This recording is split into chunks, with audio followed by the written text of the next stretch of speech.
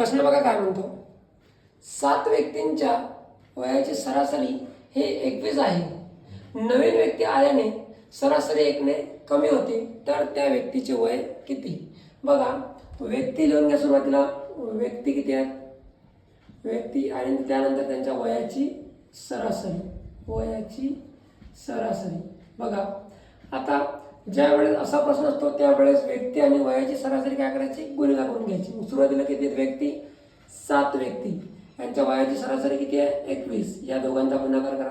बघा 7 1 7 आणि 7 2 14. त्यानंतर काय म्हणते, नवीन व्यक्ती आल्यास व्यक्ती काय झाला, नवीन आला म्हणजे किती, 7 अधिक 1 8. सरासरी काय होते 1 ने कमी होते म्हणजे गुणिला 1 ने कमी झाली म्हणजे 20. बरोबर. बघा यांचा गुणाकार करून घेऊ.